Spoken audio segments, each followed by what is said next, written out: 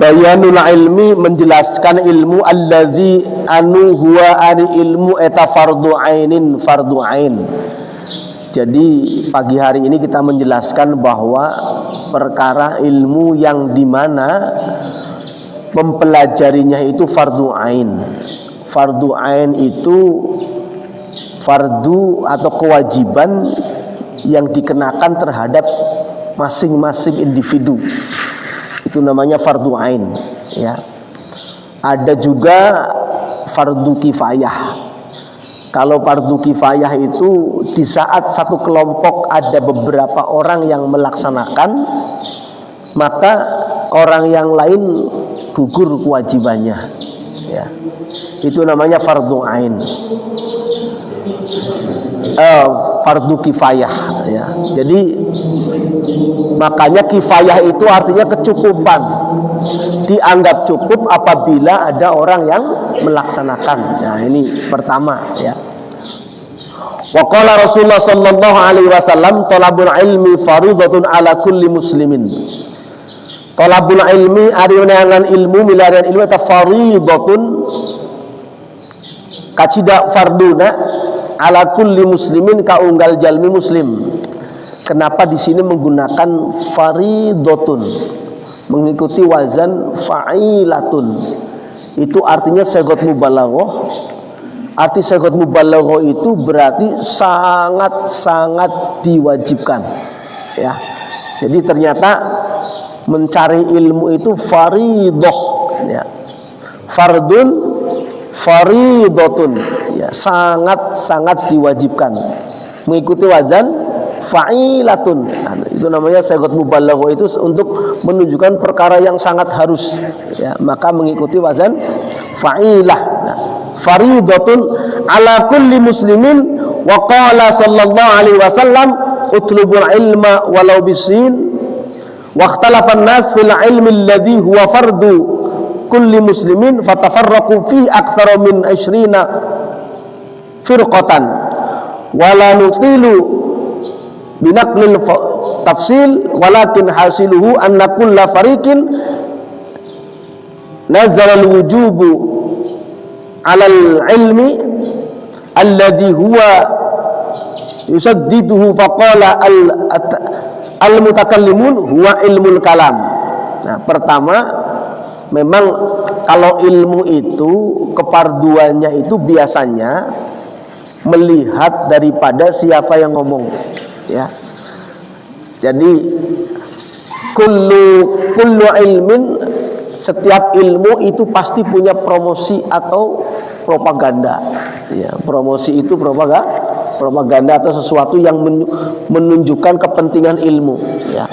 Maka indal mutakallimun huwa ilmul kalam idh bihi yudraku tauhid wa ya'lamullaha wa ya'lamu dzatallah, ya. Pertama ilmul kalam.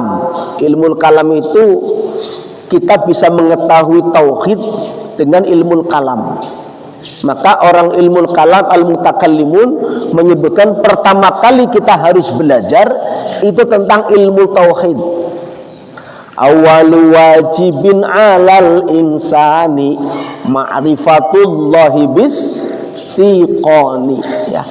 Yang pertama wajib bagi seorang itu adalah ma'rifatullahi bistiqani, ya.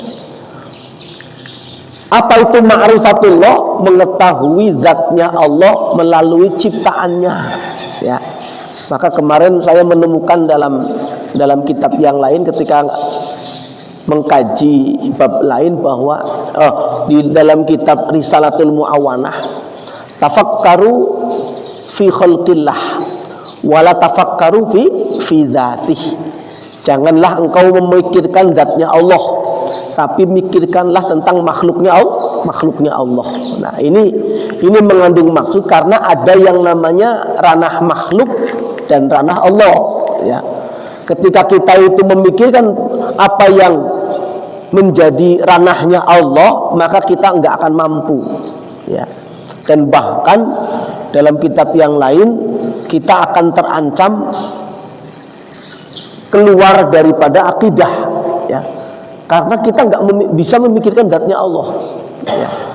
Namanya itu pun makanya di kalangan ahlu sunnah wal jamaah maka itu pembagian ilmu Allah itu dengan cara apa? Ada ilmu tauhid yang merupakan dengan sifat-sifatnya, ya.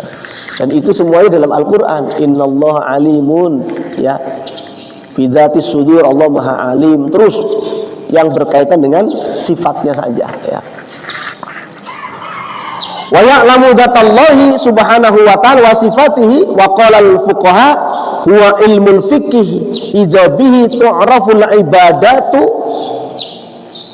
wal halal wal haram. Ya, kalau ulama fikih yang menganjurkan kita itu belajar ilmu fikih. Nah, ini semuanya fardu ain. Ya. Artinya fardu ain seseorang harus belajar, tidak bisa diwakil. Kalau salah satu orang belajar maka dia itu gugur kewajibannya, itu tidak. Nah, ini namanya fardu ain, ya. Fardu untuk individu. Wa ma yahrumu minal muamalati wa ma yahillu, ya. Maka ketika kita mengetahui ilmu fikih, kita akan tahu mana yang halal dan mana yang haram. Nah, ini para sekalian, bahwa ternyata memang Al-Quran itu membahas tentang larangan dan anjuran, ya. Larangan dan anjuran atau perintah. Maka perintah itu pun tidak semuanya wajib. Ada perintah yang menunjukkan ibahah atau mubah, boleh-boleh saja, ya. Yang larangan itu pun ada yang larangan secara haram, ada larangan secara makruh, ya. Dan makruh itu pun terbagi menjadi dua. Ada makruh tahrim, ada makruh tanzih. Makruh tahrim itu mendekati haram, makruh tanzih itu biasa. Tuh. Maka penamaan halal, haram, makruh, syubhat dan sebagainya itu sebenarnya tafsir para ulama. Nah, dalam Al-Quran tidak detail, ya. Hadis pun tidak detail, hanya secara global. Makanya ada tafsir bil ayat, ada tafsir bil hadis, ada juga tafsir hadis bil hadis, ada tafsir ayat bil ayat, seperti itu. Nah, itu dalam rangka menjelaskan bahwa ternyata Al-Quran yang sangat komplit dalam memahaminya itu harus dengan pemahaman para ulama salafus soleh, ya. Terutama mereka-mereka yang mempunyai perangkat untuk mengkajinya, ya. Wa'ulu bihi ma yahtaju ilaihi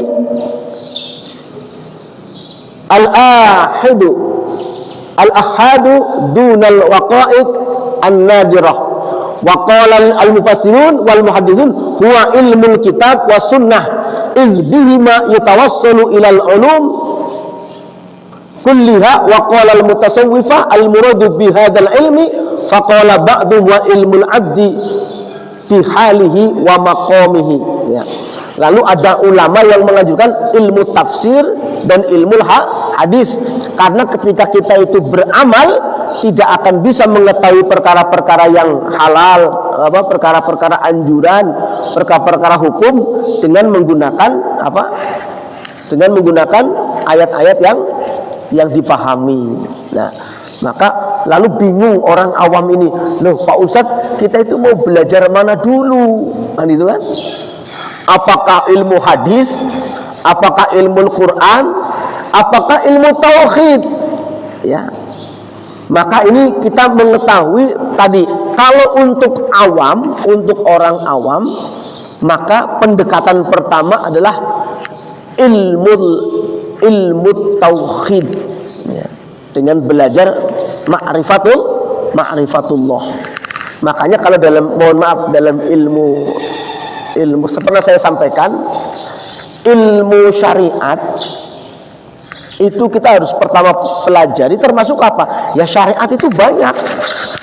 Ya, saya tuliskan sedikit. Ya, dulu dalam pelajaran pertama dalam al-Islam, kemudian al-iman, kemudian al-ihsan. Ini kan pembagiannya jelas.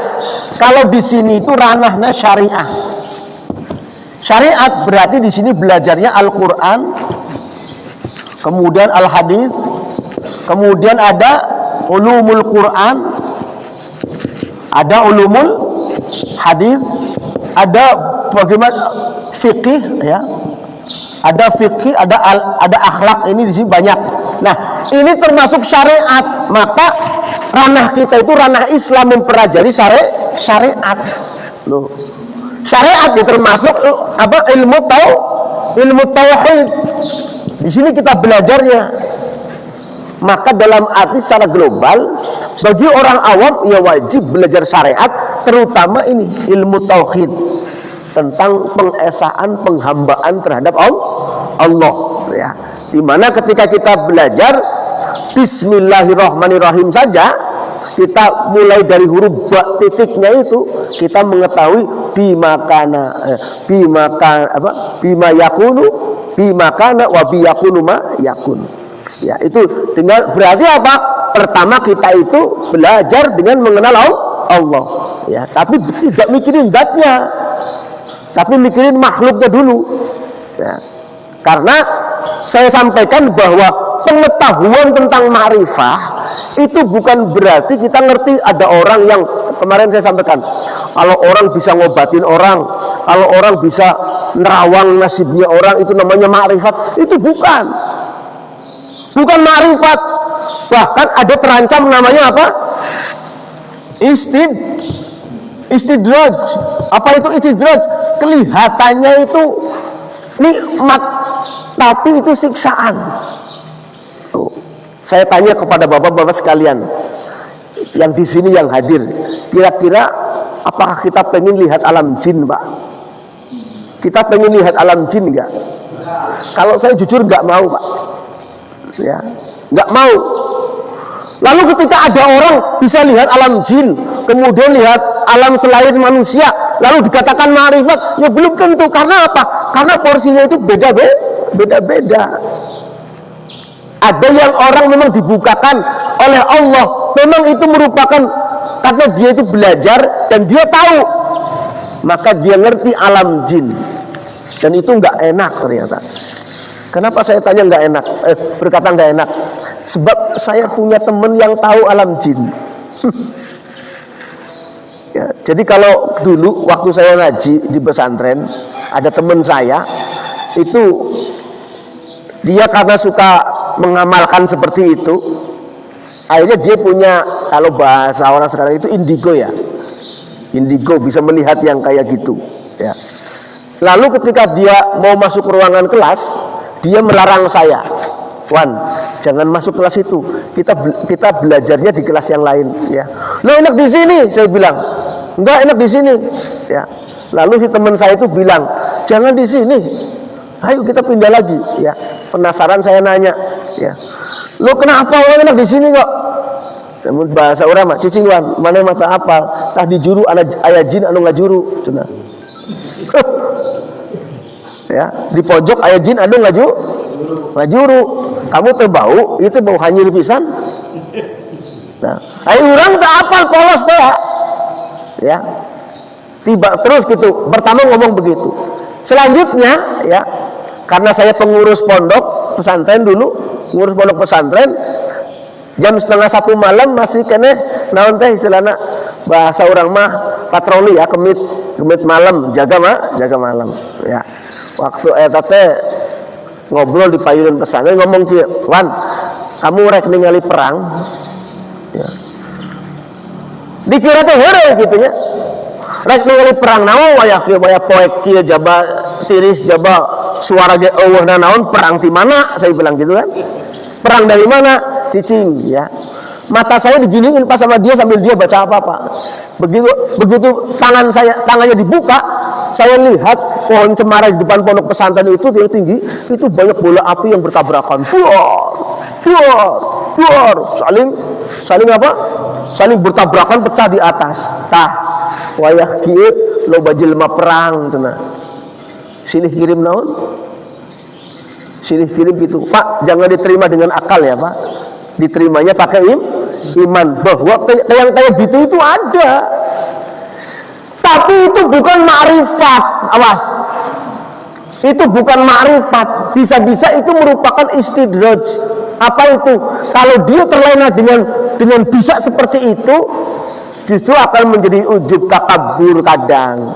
Terus akhirnya apa? Melihat orang itu meremehkan. Nah, itu nanti jadi bahaya juga. Tuh. Maka nggak usah. Pengen lihat jin segala nggak usah. Ya. Pengen ngubaran jelema kayak nggak usah. Itu sudah ada faknya masing-masing. Ya, sudah apa? Sudah digariskan. Tapi kalau kita yang sudah terlanjur begini nggak usah. Ya. Dan saya garis bawahi bukan seperti itu. Ma'rifat itu adalah apa? Orang yang konsentrasi hatinya itu full ke Allah. Itu ma'rifat. Dengan cara apa? Mengetahui kebesaran Allah. Maka ma'rifat itu enggak dilihat orang itu pakai sorban, pakai baju koko, enggak. Ya. Tapi kondisi batinnya, ya, kondisi batin. Oh iya, yang atribut sosial ini, ya. Nanti juga sebentar lagi ganti pakai kaos, pakai training. Terus Pak, kan begitu pingpong dari wae itu. Ya seperti itu, ya. Karena apa? Itu seperti tampilan luar itu nggak menjamin, tapi yang ada tampilan batin. Tapi akan lebih baik tampilannya apapun, tapi hati kita itu tetap zikrullah. Nah ini makanya ilmu tauhid lebih utama gitu. Kalau jadi pedagang, ketinggalan fisiknya calik di jongkok di pasar gitu, tapi hatinya zikir, itu tandanya apa? Ma'rifat. Ya. Daripada caliknya di masjid pas saya wae. Nah ya tentu gitu. Ada juga orang yang ahli ke masjid tapi apa? Pas saya wae kabatul ngarendahkeun wae kata itu. Nu selain saya salah. Ayo tuh.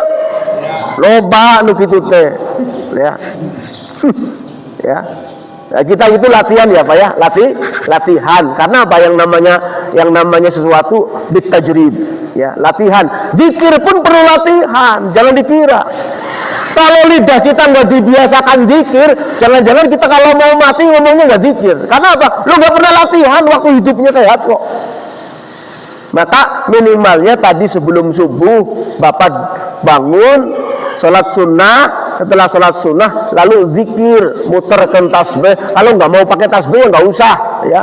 Tasbih itu ya tidak wajib kok, ya. Pakai jari nggak masalah, ya. Cuman kalau pakai jari itu sudah suka lupa ini 100 apa berapa ya. Walaupun kita itu nggak boleh dihitung, loh. Tapi Pak Ustadz kan dihitung itu perlu, iya. Karena apa? Itu hanya untuk melatih kita istiqomah. Berarti bilangan perlu tuh Pak. Bilangan perlu nggak? Perlu. Nyatanya apa? Sholat 5 waktu ada bilangannya kok. Kalau dengan dalil tidak perlu bilangan, nanti sholat sebanyak-banyaknya. Nanti bid'ah lagi subuh pengen 5. Karena apa? Kalau sholat sebanyak, nyatanya sholat itu ada bilangannya. Dan setiap sholat itu punya waktu khusus, punya nabi khusus. Coba yang pertama kali melaksanakan sholat maghrib siapa? Nabi Musa. Makanya sholat 5 waktu kita itu adalah representasi daripada seluruh nabi. Waktu Isa Nabi Isa kan itu, ya. Terus ada, makanya orang tua dulu kalau nadoman subuh gimana? Apa itu? Nah, waktu asar Nabi Yunus, waktu maghrib Nabi Musa, waktu Isa Nabi Isa. Gitu. Saya ingat dulu waktu kecil itu. Ternyata itu ada dalilnya. Ya. Kalau orang-orang tua dulu kan nadomannya begitu ya. Jadi ternyata setiap waktu itu adalah waktunya para nabi. Nah, dan itu semua punya bilangan. Tandanya apa? Kita suruh istiqomah. maghrib ya 3, subuh ya 2, isya ya 4. Dan itu bilangan yang dipastikan oleh Allah supaya kita istiqomah. Nyatanya yang cuma 4 rakaat saja kayak nggak ngelihat, nggak ngerjakan kok. Subuh yang cuma 2 rakaat banyak yang ditinggalkan kok. Ngadak-ngadak pengen 5 segala subuh misalkan, ya itu baru namanya bid'ah dolalah, ya kan. Sholat subuh pengen 4 rakaat peda hoyong banyak gitu. Ya. Makanya bilangan itu perlu untuk kita istiqomah. Nah, zikir itu al-istiqomah itu tajlibul karomah. Setiap keistiqomahan itu akan menarik karomah, keistimewaan. Tapi ingat, kalau kita beramal ya jangan pengen dapat karomah, jangan. Nanti terjebak di situ. Ya. Makanya tadi kalau wiridan pengennya dapat karomah, nanti apa? Nanti terjebak di situ. Di saat sudah bisa lihat jin, nanti apa? Terlena di situ. Ya. Oh iya, ternyata nih karena menganggapnya lihat jin itu nikmat, dia akhirnya jadi hobi nguliknya di situ terus. Ya. Kita tujuannya ke masjid, misalkan tujuannya ke Masjid Al-Jabar misalkan. Teman-teman kita sudah sampai masjid ke Al-Jabar karena apa? Bawa motornya konsentrasi langsung tujuan. Nggak peduli kanan kirinya ada apa, tetap saya langsung tujuannya ke Al-Jabar. Tiba-tiba kita itu mau ke Al-Jabar bawa motor sendiri, tiba-tiba di tengah jalan itu di Rancasari atau di mana ada namanya tontonan. Dia asik nonton itu terus. Ya. Padahal tujuannya kemana? Ke Al-Jabar. Teman-teman sudah sampai Al-Jabar, dia asik nonton kuda rendang misalkan, nonton tontonan di jalan. Artinya apa? Tujuannya belum sampai tapi lebih asik dengan apa yang di jalan. Seperti kita tujuannya ke Allah, tapi begitu dikasih Allah hiburan, artinya apa? Bukan hiburan sih, godaan. Godaannya apa? Godaannya tadi hartanya banyak, atau mungkin apa?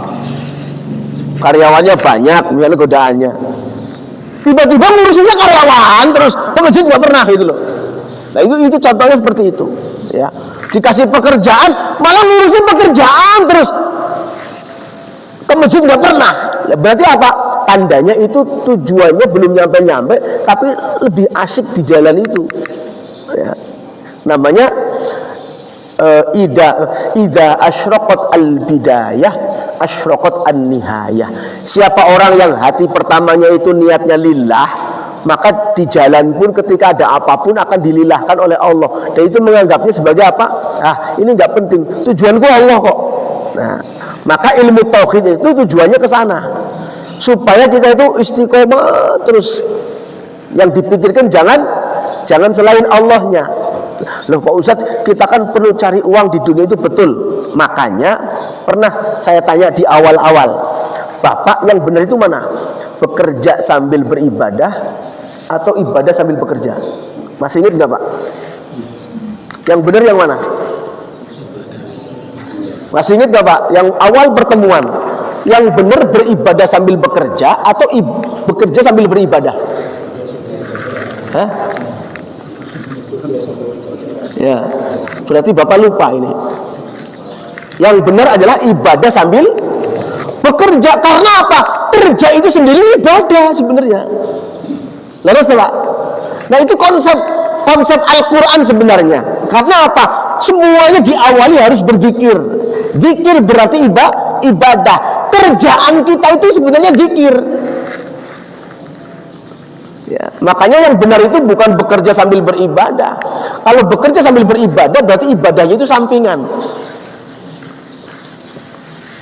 Yang benar adalah ibadah sambil bekerja. Karena bekerja sendiri itu adalah wujud ibadah kita ke Allah. Sama.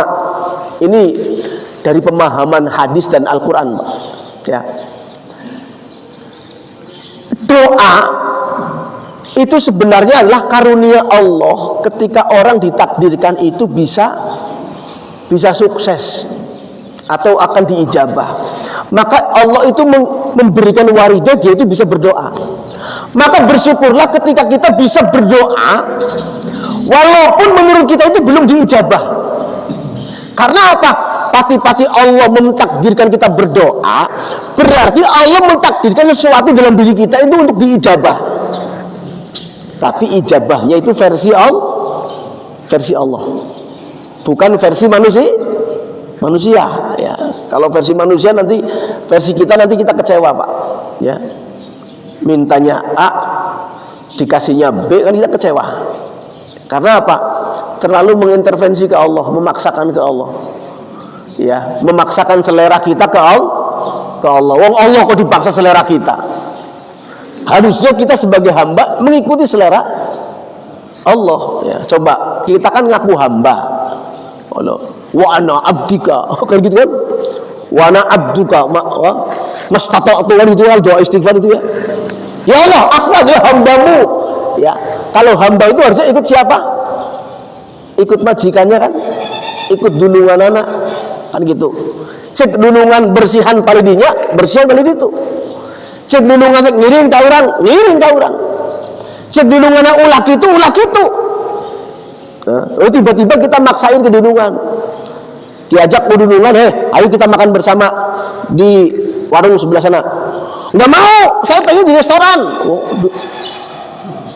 Kumaha akhirnya? Justru kita akan mendapatkan bendu. Ya, maka kalau kita ngaku hamba, ikuti selera Allah, ya, bukan selera kita. Berdoa pun dalam kaitannya ranah apa? Ranah ibadah. bukan ranah memaksakan kehendak. Ya. Kalau kita doa tapi maksa ke Allah, apa bedanya dengan demo? Betul nggak Pak? Apa bedanya dengan demo kita? Demo kok ke Allah. Ya, ini nanti ngeri kita. Ya, jadi orang yang tanya ikhlas. Ya, makanya saya punya pengalaman pribadi begini Pak. Dulu setelah lulus kuliah tahun 2004-2005 itu, lulus kuliah sastra Inggris, itu kan idealis Pak ya. Orang yang baru lulus kuliah itu kan idealismenya tinggi, pengennya kerja di tempat yang enak kan begitu Pak ya. Leres Pak? Pokoknya pengen punya kerjaan tempat yang enak karena saya punya ijazah ini. Ya. Akhirnya apa? Saya Pak melamar pekerjaan itu yang pakai bahasa Indonesia, pakai bahasa Arab, bahasa Inggris. Itu lamarannya. Tilu. Pakai bahasa Arab, pakai bahasa Inggris, pakai bahasa Indonesia. Ya. Dengan tujuan mudah-mudahan dari 3 aplikasi lamaran ini yang menggunakan bahasa Inggris, berarti saya karena spesifikasinya Inggris, kerjanya di tempat yang jurus ke bahasa Inggris. Yang dengan bahasa Arab, karena saya punya ya katakanlah ngerti sedikit-sedikit bahasa Arab, maka saya melamar pakai bahasa dengan tujuan supaya diterima dengan sesuai jurusan bahasa Arab saya. Kalau bahasa Indonesia, mau orang Indonesia. Jadi pakai bahasa Indonesia. Ternyata apa? Dari seluruh aplikasi lamaran yang saya ajukan, tak satu pun yang bisa diterima, ataupun jangankan diterima, interview aja enggak. Itu sebagai seorang yang baru lulus kuliah dengan lamaran pekerjaan yang banyak itu, padahal IP saya jelek Pak, 3, lebih Pak, banyak ya. Ternyata tidak diterima juga. Hati saya itu karena waktu itu ya masih melonjak-lonjak ya, itu sampai ngomong begini, ya gimana sih kan gitu kan, kecewa ya, namanya orang itu kecewa.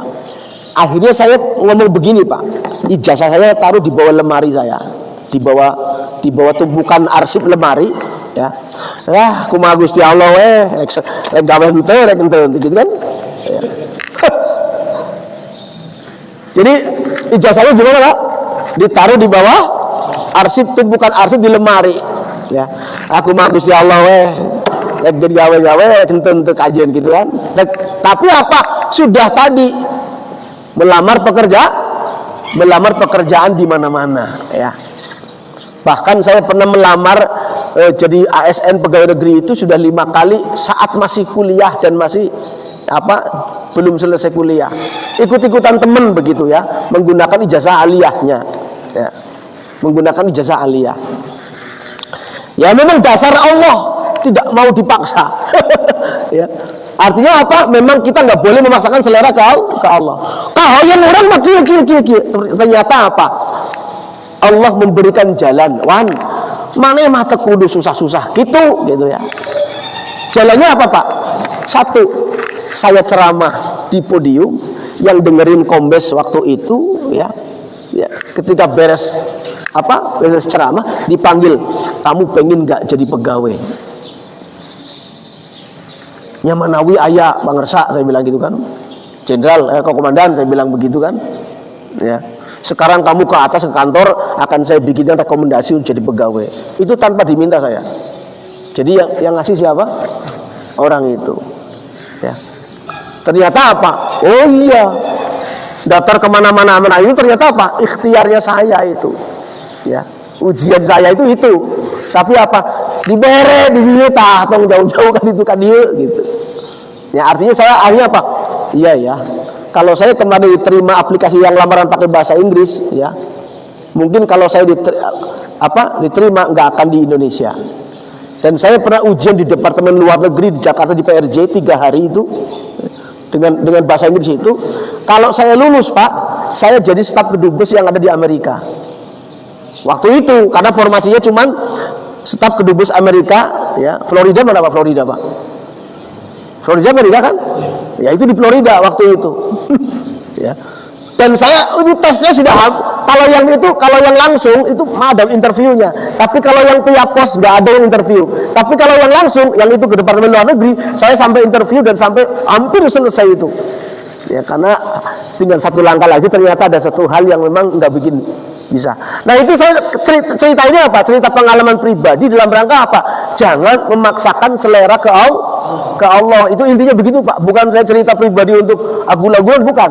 Tapi apa? Jangan maksakan selera kita ke Allah. Tapi berusahalah lebih ikhlas. Ya. Rek diberikan Allah sakumaha terserah. Batak sekarang sudah mah rek usaha adu belajar siga kumaha oge dijatah ku Allah sakitu mah sakitu. Ya. Tapi apa? Tetap aya ikhtiar. Jangan ngomong begini, abdi mah kumaha Allah weh. Tapi apa? Ingkah gente gitu. Keluarga ente dah moal bener itu mah. Nanti nyebabnya apa? Mu'tazilah, ngandalkan akal, ngandalkan apa? Jabariyah, hanya ngandalkan takdir. Kan begitu, enggak boleh. Ya. Maka ilmu tauhid pertama kali harus kita pelajari sebagai apa? Wujud nanti kita keyakinan pada Allah. Dan saya pernah menyampaikan buktinya apa? Para ilmuwan barat yang mendalami, yang mempelajari ilmu-ilmu tentang kejadian alam atau ilmu filsafat, kalau orang barat itu tetap ragu walaupun menemukan kebenaran di alam itu. Karena apa? Mereka diawali dengan keraguan, tidak ada Tuhan, di hatinya tidak ada Allah. Tapi kalau Ibnu Sina, Al-Farabi, Al-Kindi, Al-Imam Ibnu Rus, termasuk Al-Imam Ghazali, para filosof-filosof dan ahli filsafat, itu karena awalnya keyakinan kepada Allah, maka apa? Yang didapatkan itu ma'rifat. Ya. Imam Ghazali itu ahli ekonomi Pak sebelum masuk ke tasawuf. Orang kaya Imam Ghazali itu. Ya, bapaknya seorang pemintal benang, makanya disebut Ghazal. Ghazali itu tukang mintal benang di daerah Ghazaliyah itu. Makanya disebut Al-Imam Ghazali kan gitu. Ya. Namanya mah Abu Hamid, ya, Abu Hamid bin Muhammad Al-Ghazali itu nama daerah. Ya kalau bapak ini daerah apa ini? Riung Bandung ya berarti ya Al-Riung Bandungi gitu kan. Al-Ghazali karena itu daerah Ghazali gitu ya. Kalau misalkan Al-Cianjur ya Al-Cianjuri ya, Al-Subangi, Al-Bandungi ya. Kan gitu ya. Kalau nama-nama ya. Kalau sekarang kan penceramah lagi trennya pakai nama Arab ya Pak ya. Namanya Mulyanto. Begitu jadi penceramah jadi Abu Hamid kan gitu. Betul Pak, sekarang lagi tenar itu di kalangan para dai-dai itu, ya. Namanya misalkan siapa? Nama Jawa, ya, atau nama Sunda, ya. Tapi begitu karena tuntutan dakwah supaya namanya rada-rada keislaman, dipanggil sendiri anaknya namanya Rafiq, namanya karena bapaknya Mulyanto, digantinya apa? Abu Rafiq. Bapaknya Rafiq kan biar keren gitu kan. Ya nggak apa-apa, yang penting baik ya, karena apa? Nama itu adalah doa Pak ya. Nama itu adalah doa. Makanya Kanjeng Nabi betul mengatakan kalau kita punya anak ayyuhassina ismah, perbaikilah nama untuk anak. Tapi yang kita tahu namanya, yang tahu artinya, jangan sembarangan, karena itu penting ya. Contoh begini Pak, ya, karena bapaknya Sunda, ibunya orang mana teh? Orang Cekoslowakia atau mana itu, orang Soviet. Akhirnya namanya apa anaknya? Cecep Gorbachev. Cecep itu sudah, Gorbachev itu Uni Soviet. Ya itu hanya perpaduan saja, Cecep Gorbachev. Ya. Kalau dianggap baik nggak masalah, ya. Tapi kalau ngambil nama anak ya tidak sesuai dengan nama, hanya tren saja. Ya. Pernah saya itu satu ruangan ketika ngantar anak ke rumah sakit Al Islam. Anak saya itu waktu itu ada sakit, ya. Kontrol. Begitu kontrol, dipanggillah anak pertama sebelum anak saya dipanggil. Namanya Michael William siapa gitu, ya. Michael William sah gitu. Ya, begitu ditanya orang mana Pak? Ranca Ekek. Namanya Michael William siapa gitu kan, ya, tanpa mengerti artinya bapaknya, ya, hanya untuk keren-kerenan, ya, walaupun atau misalkan kalau untuk doa nggak masalah, asal tidak mengingatkan artinya nggak masalah, ya, walaupun kenyataannya misalkan baik, ya. Contoh ini sejarah aja, bukan dalam rangka apa. Bapak tahu Gian Zola sama Beckham Putra Nugraha? Itu anak uwak saya kan, ya. Dua-duanya anak uwak saya itu, ya. Di sini di Rancakamurang. Saya tanya sejarahnya, karena kan saya pernahnya kan menantu orang luar di keluarga itu, ya. Saya tanya, "Wah, nah buat ngarantai Beckham jeung nama Zola, nama luar kabeh," cek saya teh, ya. Ditanya oleh saya, bapaknya jawab, "Pak Ustadz, ya, walaupun saya pernah di bawah, tapi manggil saya tetap Ustadz, ya." "Ustadz, saya memberi nama anak saya Gian Zola Nasrullah Nugraha, ya. Namanya itu Gian Zola, tapi ada Nasrullah Nugraha, ya. Nugraha itu nama saya, Wan, Ustadz itu. Kalau Nasrullah itu tambahan saya. Kalau Gian Zola, saya waktu dulu ngefans sama Zola, pemain Zola itu legendaris. Nah itu, ya. Nyatanya apa? Anaknya jadi timnas, kan gitu. Jadi karir puncak di Indonesia-nya bener sampai di karir bola, ya. Karena bapaknya juga hanya dulu masuk ke Persib, nggak masuknya ke Propela terus. Bapaknya, ya, Budi Nugraha itu pemain legendaris Propelat dulu, karena masuk Persib dulu itu saingannya luar biasa. Ya, tersingkir terus katanya, ya. Lalu saya tanya lagi, kenapa namanya Beckham Putra Nugraha? Ya, namanya kan Beckham Putra Nugraha, panggilannya Etam. Ya, kenapa? Ya, saya juga dulu ngefans ke Beckham David Beckham, karena terkenal tendangan pisangnya itu, ya. Tendangan melengkungnya itu, ya, dalam radius di luar kotak penalti bisa masuk. Saya pemain bola, maka saya ngefans. Tapi tetap namanya Beckham Putra Nugraha. Ya. Saya selalu pengen ngerti kenapa dia itu, kalau ada orang namanya aneh, saya selalu pengen ngerti. Berarti orang tuanya itu ada sejarah. Ya kalau menganggapnya ada sejarah penting nggak masalah. Ya, tapi jangan sekali-kali membuat nama hanya karena apa? Apalagi nama orang yang jelek akhlaknya, jangan. Ya. Saya pernah juga tanya, ada orang namanya bagus cerita ke saya, "Pak Ustadz, anak saya namanya Boyd Garcia." Boyd Garcia, mohon maaf Pak, setelah saya cari nama Boyd Garcia, itu nama, mohon maaf, aktor pemain panas, ya. Oh ternyata apa? Bapaknya itu ngefans.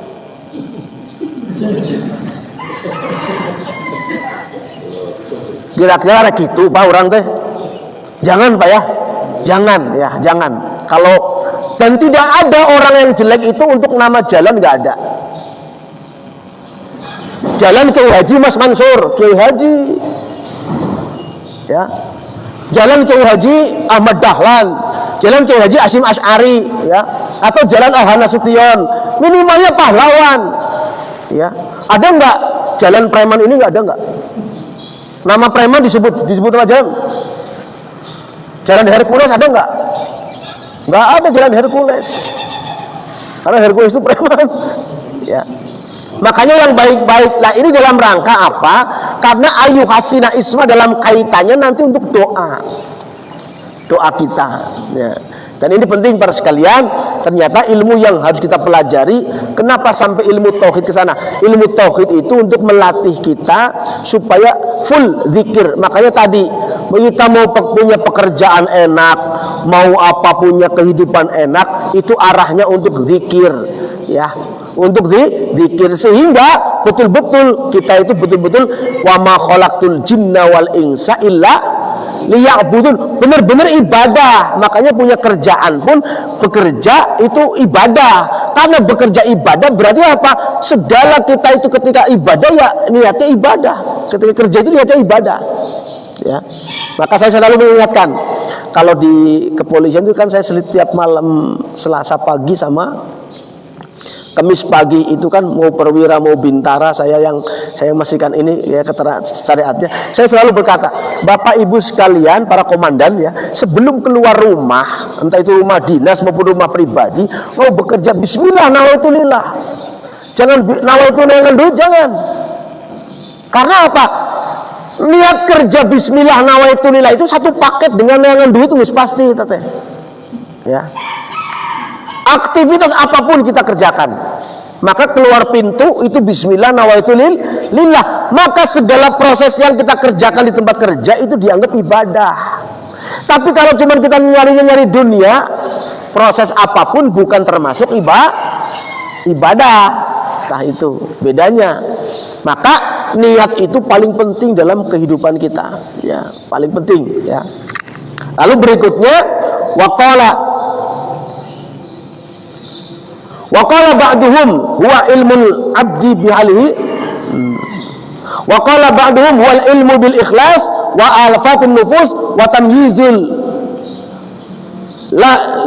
lammatil mulki min lammatis syaitan. Nah, termasuk ketika kita sudah belajar tentang syariat, maka ada yang namanya tingkatan orang ikhlas, ya. Dulu saya menyampaikan ada namanya mukhlisin, ada namanya mukhlasin. Nah, ini Pak, bedanya cuman harokatnya saja. Tulisannya mah sama. Tulisannya sama. Mukhlisin ini kasroh. Lalu yang kedua ada mukhlasin. Mukhlis, mukhlas. Ini apa bedanya, Pak? Kalau mukhlis itu tingkatan orang awam yang ketika kemana-mana masih hatinya ditekankan untuk belajar ikhlas. Tapi kalau mukhlas itu orang yang sudah diikhlaskan oleh Allah, itu tingkatan Nabi, Rasul dan Waliullah. Maka itu beda, Pak. Kalau Nabi, Rasul dan para Waliullah itu sudah hatinya itu sudah Allah sudah. Tapi kalau kita ada godaan sedikit, Allah ya limit gitu. Makanya apa? Selalu harus dituntun hatinya. Zikir. Coba saya pernah menyampaikan kemarin waktu hujan pertama. Hujan pertama hari apa kemarin, Pak? Hujan badak deh. Hujan hari Selasa ya? Selasa ya? Hujan pokoknya. Begitu ada ayat geluduk, gitu kan? Orang nyebutkan apa? Subhanallah ya geluduk kan itu. Ayat gelap tarik, bisa kan itu. Subhanallah. Begitu calik di depan bumi, ngalirin citi hujan. Ya Allah, alhamdulillah hujan. Mau menyebut zikir saja nunggu hujan, jangan nunggu petir. Itu loh. Atau gini nih, ketika Bapak jalan-jalan, ayat tabrakan kenceng, motor diadu bagong gitu. Bang! Ya. Langsung Bapak berzikir, astaghfirullahaladzim, la ilaha illallah. Ya. Nah, jadi rek nyebutkeun istighfar jeung tahlil oge nunggu jelema teh diadu. Itu tingkatan kita, Pak. Tapi tingkatan para wali, para Rasulullah itu enggak begitu. Sudah Allahnya sudah dulu di dalam hati. Maka apa? Ketika ningali kejadian apapun sudah enggak heran lagi. Itu Allah di situ. Oh, itu bedanya seperti itu. Maka tingkatan kita mau ngaji, jangankan mau main, mau ngaji saja sudah harus diniati bismillah nawaitulillah. Ya. Saya di kamari kene tos di WA ku Pak Bagus itu, ya, jadwal Jumat ka-4 kan gitu subuh ulah hilap mohon insyaallah. Itu sudah apa? Ancang-ancang di pikiran kamari sampai bab mana. Begitu subuh tadi 2:30 saya bangun, begitu sudah beres-beres toharo sholat, langsung saya buka kitab di sana di rumah. Dalam rangka apa? Ngelid hati supaya ngomongnya teka mana. Gitu, Pak. Ya, supaya ngomongnya jangan kemana-mana, tetap ada dalam pembahasan gitu. Kamu ngomongkan batur mah ulah ya. Kan gitu, artinya apa? Perlu sekali perlu ya. Maka ketika kita kemanapun niatnya harus ditarikkan. Kenapa para ulama nyebut nawaitu usolli fardhu subhi rakaataini, sebelum sholat harus bunyi dulu? Karena itu fungsinya apa? Ngagehinkeun kana hati. Walaupun ketika takbir tetap Allahu Akbar. Dalam kitab fikih selama kita takbir hati kita niat sholat. Berarti niat sholatnya lain tadi anu usolli lain. Itu secara talafut saja, tapi niatmu bener mah di dalam hati. Tapi perlu menyebutkan usolli. Perlu dalam kaitannya apa? Untuk menguatkan hati. Oh Ustaz, saya mah geus kuat kudu usolli segala. Heeh, sok bener naon. Karena aplikasi dalil itu beda-beda. Nah, kalau saya ikutnya ulama-ulama setingkat Al-Imam Syafi'i, setingkat Imam Madhab saja masih menganjurkan sebagian ulama pakai usolli, ya. Maka saya ikut-ikutan ya taklid ya pakai dalil. Makanya begini, orang yang tidak tahu itu memang taklid itu wajib hukumnya. Orang yang tidak tahu hukum itu wajib taklidnya.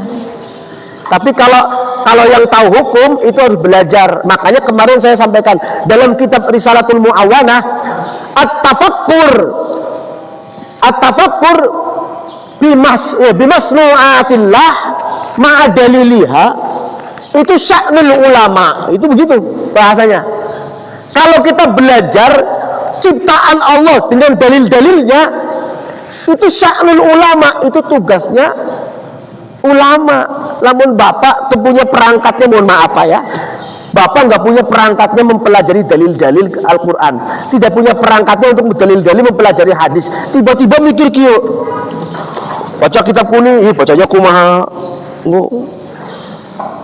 mual bener pak, mual bener tapi kabotaknya mau ketemu.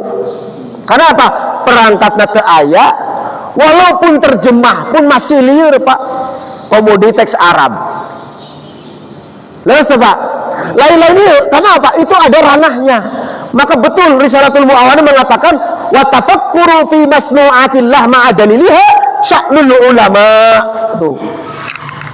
Nanti di bawahnya tafakkur yang ketiga itu tafakkur untuk siapa?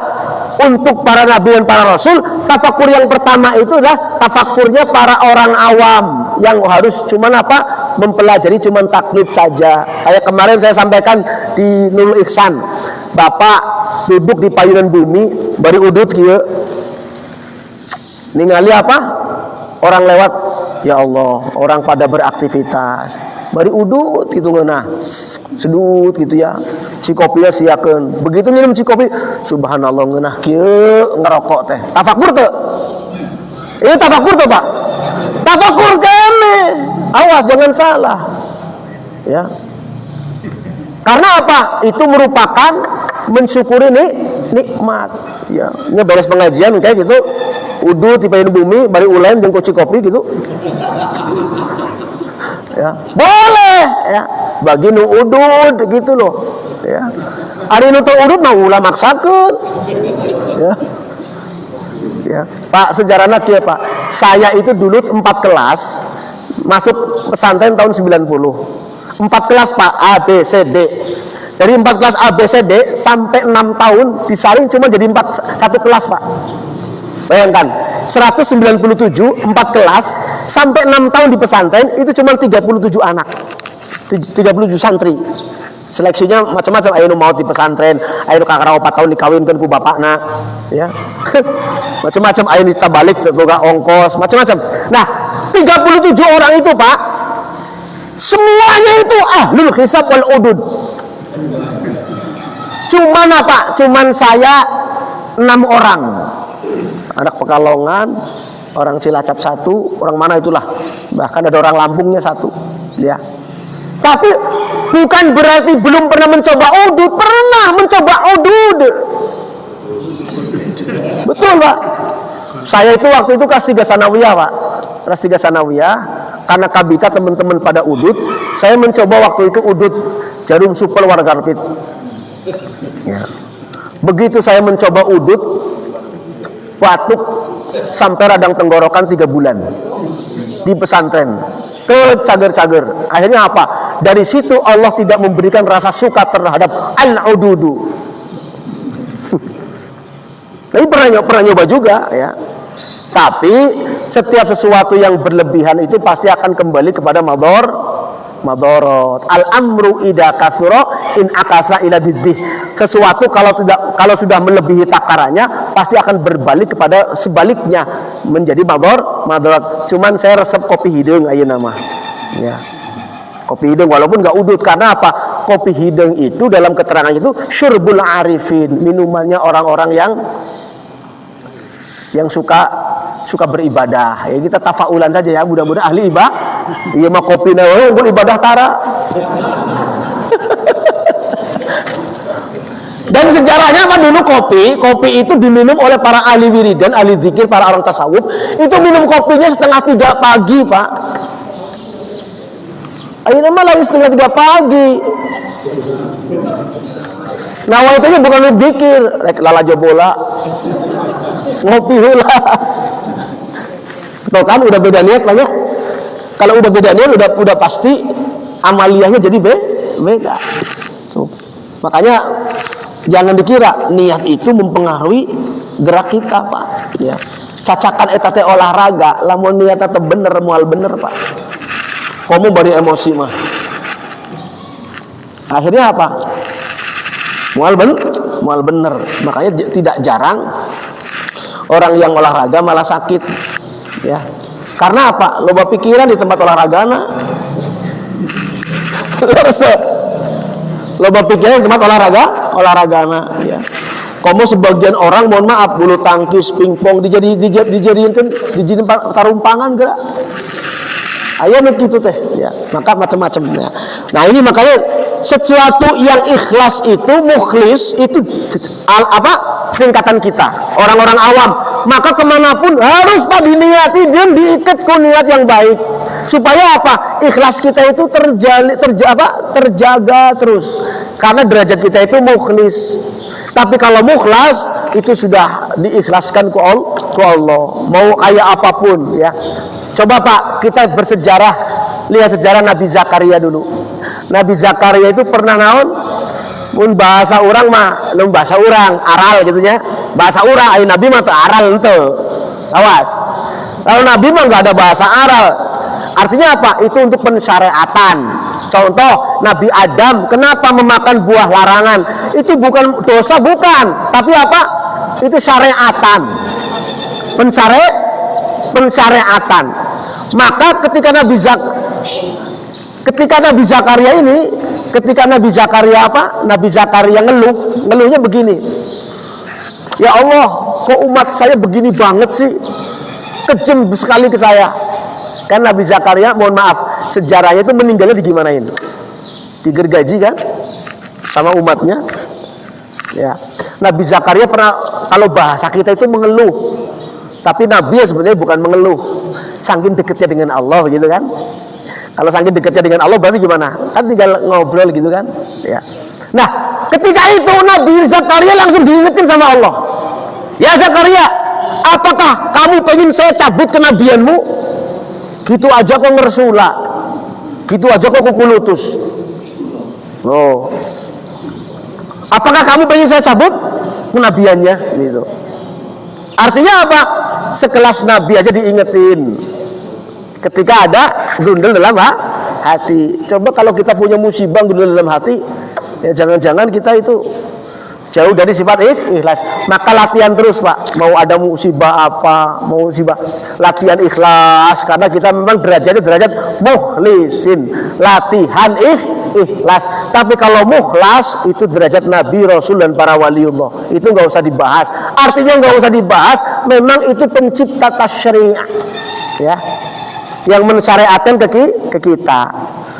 Lalu jangan kita berkata begini, oh Nabi Adam juga punya salah kok. Bukan salah, itu pensyariatan. Kalau nggak ada kejadian Nabi Adam, kita nggak ada, gitu loh maksudnya, ya. Jadi supaya apa? Pensyariatan, ya. Coba kalau saya tanya ibu-ibu, mungkin ibu, kenapa ibu itu punya menstruasi setiap bulan? Mungkin nggak tahu sejarahnya. Ya menstruasi, Pak Ustadz keluar unggal bulan. Jawabannya gitu. Apakah sejarahnya menstruasi? Ketika itu Siti Hawa begitu memakan buah yang diminta, walaupun itu buah larangan, Siti Hawa sudah sampai dada, Nabi Adam sudah sampai tenggorokan ketika makan buah itu.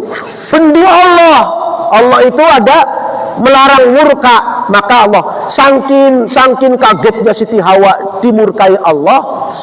Mohon maaf, dina palawangana keluar darah ke karaos, nepi kaki wari setiap bulan keluar darah. Disebut apa? Darah menstruasi. Anu tak apa gimana kumaha? Hanya biasa Pak Ustadz. Kamu datang bulan, tapi sejarah kan mencatat, ya. Maka kenapa, mohon maaf, kenapa ada payudara? Itu karena apa? Sudah dimakan sampai dada, kemudian sampai membesar. Ya, kalau Nabi Adam sampai sini sehingga jadi jakun. Wallahu a'lam, itu saya baca di kitab, ya. Tapi itu kan semuanya pensyariatan, ya. Hanya sebabnya wasilah, hakikatnya di Allah, ya. Sebab innalikulli syai'in la hikmah. Setiap sesuatu pasti punya hikmah. Tuh. Setiap sesuatu pasti punya hikmah. Jangan pernah kita menyesali akan hikmah, karena hikmah itu datang setelah kejadian. Seperti menyesal saja. Sok aya di dieu bapak nu pernah nyebut kieu, abdi rek kaduhung ti payun ngarang teh kaduhung, aya ngomong gitu. Moal, pasti apa? Kaduhung mah sanggeusna, gitu kan? Ya. Sama hikmah pun akan ngerti setelah kejadian. Ya. Begitu berapa tahun itu pasti ngerti, ya. Kenapa saya begini? Kenapa saya begini? Itu pasti ada jawabannya. Maka sifat mukhlasin, nah intinya Bapak, ilmu yang harus kita pelajari pertama kali adalah ilmu tentang ma'rifatullah. Ya, pengetahuan tentang Allah. Caranya bagaimana? Belajar tentang ilmu tauhid, itu mempelajari tentang sifat-sifat Allah, mempelajari tentang masnu'atillah, ciptaan-ciptaan Allah. Dengan mempelajari itu nanti kita akan mengetahui siapa penciptanya, ya. Maka orang tidak akan hancur ketika dia mengetahui kadar dirinya. Ma halaka umruun arafa qadrah. Tidak akan rusak orang yang mengetahui kekuatan dirinya sendiri, ya. Saya kalau analogikakan begini. Saya kalau ketemu orang yang pingpongnya lebih bagus dari saya, itu saya minta pur 3. Minta pur 3 atau 2 atau bahkan 4. Karena saya yakin mual kuat abinya pasti eleh gitu. Tapi apa? Supaya orang itu tidak menganggap rendah saya, tidak meremehkan saya diberi modal opat. Dipur opat supaya mainnya tanggung jawab. Kan eleh ku urang, lamun eleh ku urang kan era. Jadi akhirnya apa? Ngalawan urang itu juga ngalawan bener. Ya. Maksudnya begitu. Karena apa? Itu mahalaka umruun arafa qadr. Karena saya mengukur diri saya, Pak. Oh, dia mah sudah bagus. Kalau saya sekedar untuk main cari keringet saja, syukur-syukur kateknikan kan gitu. Syukur-syukur kateknikan. Lamun teu kateknikan, angesang we nu penting mah main bareng silaturahmi ongko. Leres tuh Pak? Kan begitu. Tapi saya nggak langsung ngomong, bukan tidak tahu diri. Oh dia orang senior, mainnya bagus, sok beropat abdi. Kan begitu, nggak apa-apa. Saya kalah tidak terhina, dia menang terhormat. Cara kasarnya begitu Pak ya. Saya kalah tidak terhina, dia menang terhormat. Oh iya Jo, memang sudah kelasnya kan begitu. Jadi ada tingkatannya. Maka ketika kita itu mau ngaji pun begitu Pak. Saya selalu tanya, Pak audiennya siapa? Kalau audiennya para cendekia, para kaum akademis, saya akan beda. Mungkin saya bawa laptop, bawa apa kan pakainya Infocus. Karena apa? Oh situasinya beda. Para akademisi di kelas ininya enak, bagus pakai laptop. Ya. Kalau di ibu-ibu bawa laptop, mal bener atuh. Maka Slack mal bener. Yang penting aplikasi, ya penyampaian. Sama seperti ini juga, kan gitu. Oh audiennya siapa? Pak Bagus, ini jamaah penyampaian seperti ini. Nah itu para sekalian, maka setiap apapun, maka ilmu yang kita pelajari harus, kalau bapak-bapak sudah tingkatan sekarang alhamdulillah sudah pada sepuh-sepuh, tinggal apa? Tinggal istiqomah ibadah sambil mempelajari ilmunya. Tidak ada kadaluarsa Pak. Kadaluarsa itu untuk roti yang sudah 4 hari. Kadaluarsa itu untuk apa? Untuk makanan. Tapi usia itu tidak ada usia kadaluarsa. Semuanya harus diisi dengan ilmu.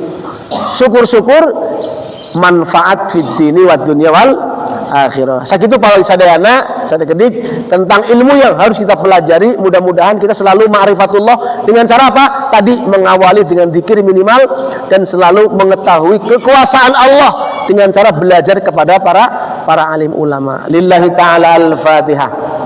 A'udzubillahi minasyaitonirrajim. Bismillahirrahmanirrahim. Alhamdulillahirabbil alamin. Arrahmanir rahim maliki yaumiddin. Iyyaka na'budu wa iyyaka nasta'in. Ihdinas siratal mustaqim. Shiratal ladzina an'amta 'alaihim ghairil maghdubi 'alaihim waladdallin. Allahumma shalli wa sallim ala sayyidina Muhammadin amin ya rabbal alamin. Allahumma ighfir lana ma akhtana ma ta'ammadna ma asrarna wa ma 'alana wa ma anta 'alu bihi min antal muqaddim wa antal muakhir. La ilaha illa anta bi rahmatika ya arhamar rahimin. Rabbana atina fid dunya hasanah wa fil akhirati hasanah wa qina adzabannar. Wa sallallahu ala sayyidina Muhammadin subhana rabbika rabbil izzati amma yasifun wassalamun alal mursalin walhamdulillahi rabbil alamin. Wallahul muwaffiq ila aqwamit thoriq. Assalamualaikum warahmatullahi wabarakatuh.